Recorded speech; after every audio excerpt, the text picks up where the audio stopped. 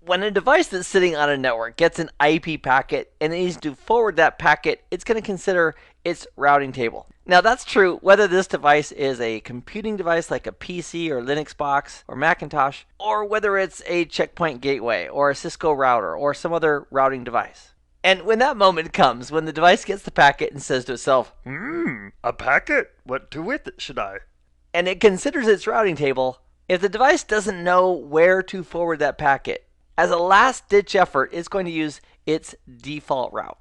So in the case of our topology here in the lab, we have firewall 1, which is connected to the 67.83.0 network. And let's imagine that the default gateway that's been provided to us by the service provider is .1 on the 67.83.0 network. When firewall 1 gets a packet that needs to go to 75 dot something or 22 dot something, if that's not in its routing table, it will use that default route and forward that packet. And that's the benefit of having a default route on our gateways. Now, Firewall 1 knows how to reach the 192.168.1 network because it is directly connected to it. Its E0 interface is on that same network and has no problem reaching that. Same is true for the 67.83.0 network. Because it's directly connected, it knows how to reach it.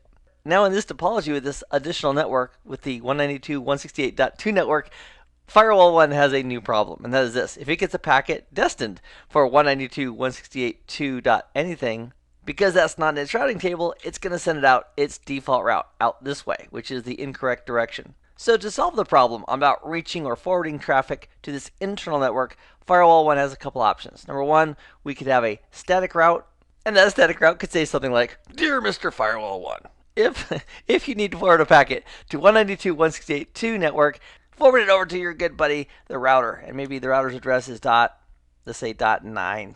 And as a result of that static route, the Firewall 1 would forward a packet destined to this network over to this router. It would then be this router's responsibility to continue forwarding that packet to this network.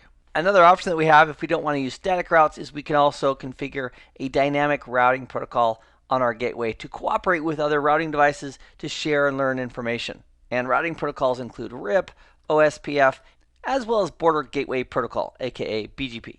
And when we're configuring static routes and default routes and routing protocols, we're going to open up the web user interface and connect directly to the gateway to do that work. So using a browser, we'll connect over to Gateway 1. We'll supply the Gaia username and password to administer Gateway 1 and click Login. And let me bring this full screen.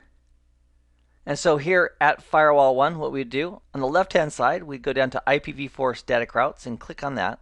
And then over here on the right, we have the IPv4 static routes. Now, at the moment, we only have a single static route, and it happens to be the default static route, which tells the gateway, if I don't know how to forward a packet, I'm going to go ahead and use 67.83.0.1. So if we wanted to modify this static route, we could either double-click on it or highlight it and then click on Edit. And let's go ahead and open it up. And then from here, if we wanted to modify the default route, we could simply select it here, click on Edit, and put in the new value. So at the moment, that's currently the default gateway that we need, so we'll go ahead and leave that alone. If we wanted to add another static route, for example, to connect back to the 192.168.2 network, under IPv4 static routes, we'd click on Add. We'd identify the destination network along with its mask, and then down here under Add Gateway, we'd click on Add Gateway.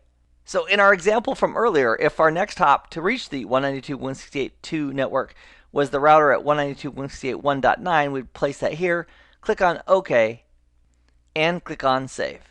So now we have a default route pointing off towards the internet and also a static route so we can reach the 192.168.2 network. In this nugget, we've taken a look at both how to view and change these static routes on a checkpoint gateway. I hope this has been informative for you, and I'd like to thank you for viewing.